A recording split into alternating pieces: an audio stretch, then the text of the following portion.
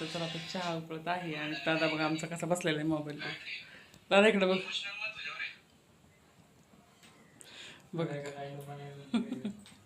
कपडेच कपडे झालेले पाठीमागे सगळे. चहा प्यायला सगळ्यांनी. चला आता गरम गरम चहा पिते. हे चहा प्यायला इथं आमचा राहुल बसलेला आहे बघा. चालेल चहा प्यायचं. तर सगळ्यांनी या चहा प्यायला आणि एकादशीच्या सर्वांना खूप साऱ्या शुभेच्छा. तर चला आता ब्लॉगला सुरुवात केलेली आहे. तुम्ही सगळ्यांनी कंटिन्यू बघा आणि कसा वाटतो कमेंट करून नक्की सांगा. श्री स्वामी समर्थ सर्वांना. तर चला आता मी ना खिचडी बनवून घेते. ती पण आपल्या घराच्या विठ्ठलासाठी बनवते बरं का. म्हणजे विठुरायाला आपल्या तर मंदिरातलं तर दाखवायचीच आपल्याला, पण घरच्या विठ्ठलाला पहिली दाखवली पाहिजे, म्हणजे त्यांना दिली पाहिजे. ते कामावरती आहेत ना, त्यामुळे त्यांना डबा द्यायचा होता मला. तर पटपट मी त्यांच्यासाठीच थोडीशी बनवली आणि राहिलेली पहिल्यांदा देवपूजा करून घेतली. असं काही जर असेल ना, म्हणजे ज्यावेळेस सण असतील ना त्यावेळेस मी पहिल्यांदा पूजा करून घेत असते आणि त्यानंतरच आपले घरातली कामं करत असते. तर आपल्या घरच्या विठ्ठलाला उपाशी ठेवून नाही जमणार ना, त्यामुळे मी म्हणलं चला आता त्यांच्यासाठी पहिल्यांदा खिचडी बनवून घेतली, त्यांचा डबा दिला पहिल्यांदा आणि मग देवपूजेला सुरुवात केली. नाही म्हटलं तरी ना असं डीप क्लिनिंगमध्ये देवपूजा करायची म्हणलं ना 1 तासभर नक्कीच जातो बरं का. आणि आज मी छान अशी तुळशीची माळ केली बरं का. आपल्या विठ्ठल रुक्मिणी छोटीशी मूर्ती आहे माझ्याकडं विठ्ठल रुक्मिणीची. तर त्यांच्यासाठी मी दोघांसाठी माळ केली होती आणि ती आदल्याच दिवशी तुळशीची पानं काढून घ्यायची बरं का आपल्याला. म्हणजे त्याच दिवशी नाही पानं तोडायची, तर ही आदल्या दिवशी तोडून आपल्याला फ्रीजमध्ये ठेवून टाकायची. तर किती सुंदर असा हार झालेला आहे बघा. एकदम छोटी म्हणजे छोटीच मूर्ती ना, त्यामुळे मी छोटीशीच हार केलेले आहे त्याचे. तर खूप सुंदर पण दिसत आहे. तुम्ही आता बघा पूजेमध्ये तुम्हाला कसे वाटतात मला सांगा बरं का. आणि तुम्ही सुद्धा असेच विठ्ठल रुक्माईला म्हणजे तुळशीचे हार वगैरे घालता का, मला ते सुद्धा नक्की सांगा. तर आहे ना खूप सुंदर आणि एकदम मनाला समाधान होऊन जातं ज्यावेळेस आपण अशी पूजा करतो ना त्यावेळेस. आणि ज्यावेळेस सगळ्यांना घरातले उपवास असतात ना, तर एक घरातलं वातावरण आपोआपच खूप सुंदर होऊन जातं. आणि बघा ना लगेच पूजा करते वेळेस फूलसुद्धा आलं होतं. तर आता कॅमेऱ्यामध्ये एवढं जास्त दिसत नाही बरं का, पण सुंदर असं फूल पण आलं होतं. तर विठुराया आणि रुक्माई किती सुंदर असं दिसत आहे दोघं पण बघा. आणि पाहायलाच खूप छान वाटत आहे. तर ही गुलाबाची फुलं आहेत आपल्याच झाडाची आहेत बरं का. जास्वंदीची फुलंसुद्धा आपल्याच झाडाची आहेत आणि खूप छान वाटतं. आणि बघा रांगोळीसुद्धा मी ना आज एकदम मस्त रिलॅक्समध्ये रांगोळीसुद्धा छान आणि मोठी रांगोळी. ज्यावेळेस असे सण असतात ना त्यावेळेस मी रांगोळीसुद्धा मोठीच्या मोठीच काढत असते. आणि आता घरातली पण कामं, कुठलाही सण असेल ना तर कामं आपली डबल टिबलच वाढते. तर आता तुम्ही माझी कामं पण बघा. खिचडी बनवून झाली, खाऊन पण झाली सगळ्यांची. तर खिचडी खाऊन झाली आणि पसारा बघा किचन पूर्ण भरलेलं आहे. तो आता आवरून घेते पटपट.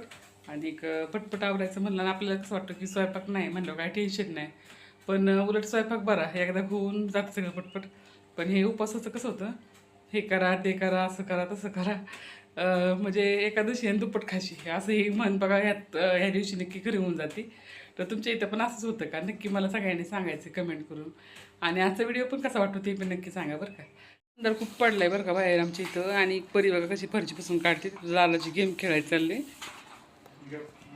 आमच्या दादाची गेम खेळायला चालले म्हणते गप नको सांगू गेम खेळतोय म्हणून. बघा परी इकडे बघ परी कशी फरची पुसली दाखव. परी रुसली बघा फरची पुसायला सांगितली म्हणून. परी रुसली बरं का फरची पुसायला सांगितली म्हणून. बघ की इकडं बघा. आता मला भरपूर काम आहे अजून. हे देवाचे कपडे बघा इतके ठेवलेत मी साईडला. तर बघा दुसऱ्याला काम सांगते म्हणते. एवढी कपडे पडलेले ते धुवून घेते आता. आणि तुम्हाला दाखवते भांडी पण आहे. ही नाही, ही देवाचे कपडे मशीन टाकते का ग. तर ही देवाचे कपडे हाताने घ्यायचे. आणि एवढी भांडी वगैरे पडले बघा. किचन वाटा पूर्ण सगळा खरकट आहे. आणि परीच चाललेले फरची पुसायची. परीला तर फरची पुसायचा आलता कंटाळा, त्यामुळे तिचं चाललं होतं जरा रुसून पण काम तर करत असते बरं का. मध्ये आधी ते चालू असतं. आणि स्वामींची जे ड्रेस होते 1-2 ते पण धुवून घेतले स्वच्छ. आणि जे मी मंदिरामध्ये जे ब्लाऊज पीस हाताळते ना ते पण मी धुवून घेतले स्वच्छ. आणि याचे बघा ज्या दिवशी सण असेल ना त्यावेळेस दुप्पटच काम वाढत राहतं. आणि आज आमच्या झाडाला आहे ना उंबराच्या झाडाला अंजीर आले बरं का. तुम्हाला जवळून दाखवते मी. म्हणजे तुमच्याकडे काय म्हणतात सांगा बरं का. मी तर त्याला अंजीरच म्हणते, पण उंबर पण म्हणतात बरं का. पण तरी पण आहे ना अंजिरासारखं दिसतं ना ते, त्याच्यामुळे मला अंजिरच वाटतं ते. तर किती सुंदर असं मस्त असं पिकलेलं आहे बरं का. वरचं जे आहे ते पिकलं आहे बघा. ते सुद्धा पक्ष्यांनी खाल्लेले. आणि एकदम मस्त असे अंजिरं म्हणजे उंबर आलेले आहे त्याला. तर तुमच्याकडे काय म्हणतात मला सांगा बरं का सगळ्यांनी. आणि ह्याची भाजी पण बनवतात वाटतं. म्हणजे मी असं ऐकले ह्याची भाजी पण बनवतात, पण आपल्याकडे नाही जास्त कोण बनवत. पण तुमच्याकडे बनवतात का भाजी मला हे सुद्धा नक्की सांगा. एक पिकलेलं होतं तरी पक्ष्यांना खायला खूप छान आहे बरं का ते. तर मी काढून टाकलं त्याच्यावर चिलटं बसतं आणि ती चिलटं आपल्या घरामध्ये येते. आणि आमच्या घरात मध्ये बसून बघा परीचा आणि माझा कसा टाईमपास चालला होता. परी घरी असली ना की असं काही ना काहीतरी चालू असते. तर तुमच्या घरी पण तुमच्या मुली असेच करतात का ते सुद्धा नक्की सांगा बरं का.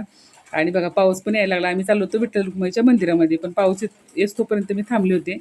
आणि घरामध्ये कपड्यांची खरंच खूप म्हणजे कपडे वाळणं खूप अवघड होऊन गेले. तर आता मी घरामध्ये तुम्हाला दाखवते. मी स्टँड कुठं ठेवलेले हॉलमध्येच ठेवलेले.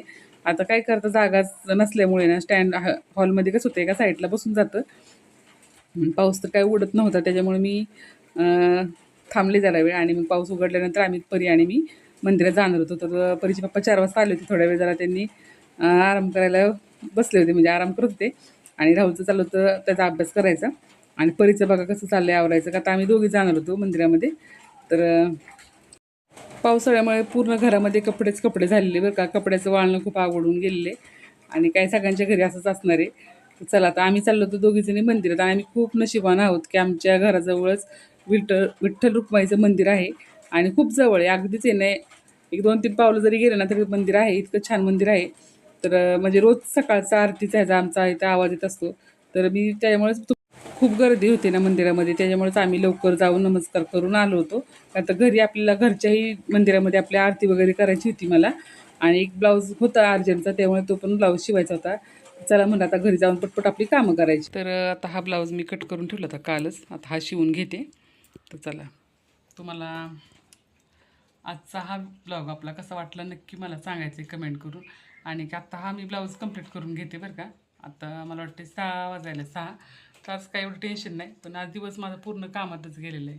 तर असं असतं आपल्याला वाटतं की फराळाचं करायचं आज काही कामच नाही. पण म्हणतात ते एकादशी आणि दुप्पट खाशी ही मात्र ह्या दिवशी पूर्णच होती आपली.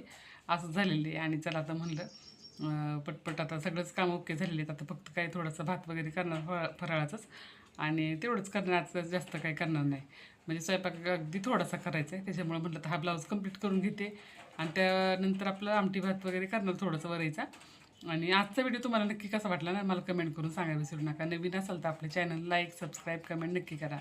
तर चला भेटूया असे छानशा ब्लॉगमध्ये. श्री स्वामी समर्थ. बाय.